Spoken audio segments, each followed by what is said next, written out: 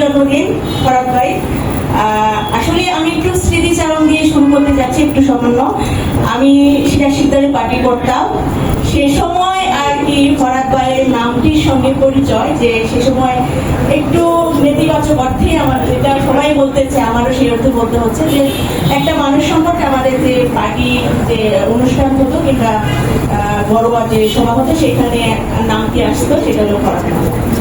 আমি তখন খুব দেখার একটা তীব্র ইচ্ছা ছিল, যে খুবই যে এই মানুষটার সম্পর্কে এত আলোচনা হচ্ছে, মানুষ আছে না যে একটা নেতিবাচক কিংবা এই আলোচনাগুলো দেখার একটা ইচ্ছা দেয়। সেটা শুরুটা কিন্তু আমার ছোট্ট বয়স, আমার তখন একেবারেই ছোট বয়স থেকে আমি রাজনীতি করি, মাত্র 16 বছর বয়স থেকে। সেই 16 বছর বয়সে আমার তাকে দেখার তীব্র ইচ্ছে ছিল।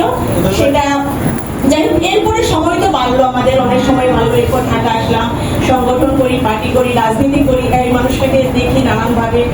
এবং আমার যে তীব্র আকাঙ্ক্ষা যে যে মানুষটা সম্পর্কে এত নেতিবাচক অর্থ আসতেছে সেই মানুষটাকে আমার জানতে হবে, এই যে জানার আকাঙ্ক্ষা, সেই জায়গা থেকেই তার কাছে আমি এসেছি, কয়েকবার এসেছি, কিন্তু আমি কোনো কথা বলিনি। এসেছি, পাশে বসে থেকেছি, আমার পার্টনার আমার সঙ্গে এসেছে, কিন্তু আমরা দুজন একসঙ্গে এসেছি।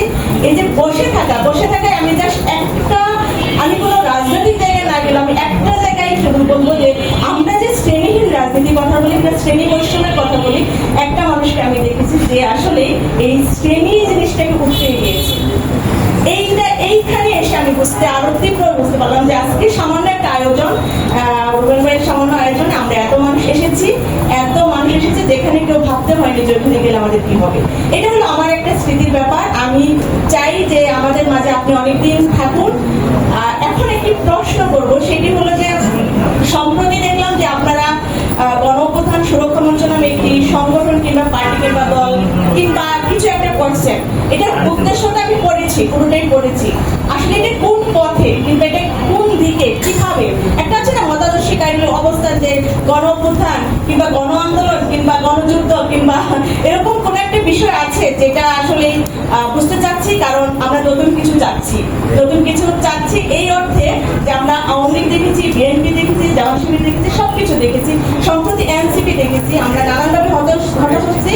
আমরা আসলে এর বাইরে যে যারা আসলে প্রত্যেকটা মানুষকে কথা বলবে, প্রত্যেকটা শ্রেণী পেশা মানুষের কথা বলবে এবং চিন্তার জায়গা, যেখানে মাজার ভাঙা হবে না, যেখানে আমার সুফি ভাইদের উপর আক্রমণ করা হবে না, যেখানে আমার রিক্সাওয়ালা ভাইদের আক্রমণ করা হবে, বিশেষ করে মাজারের উপর যে আক্রমণ হয়েছে, আমরা খুব আহত হয়েছিলাম। সে সময় আশ্চর্যভাবে শক্তভাবে দৃঢ়ভাবে দাঁড়িয়েছিলেন।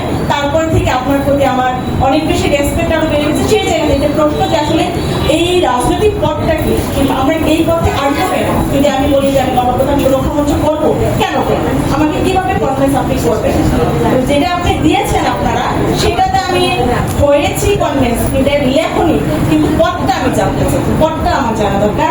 আমারও শুভ জন্মদিন। আমার হিংসে হচ্ছে যে আমি 79তম এতদিন বেঁচে থাকবো কিনা, মনে হয় না পারবো। এইটাও আমাদেরকে একটু বলতে পারেন কিভাবে বেশি দিন বেঁচে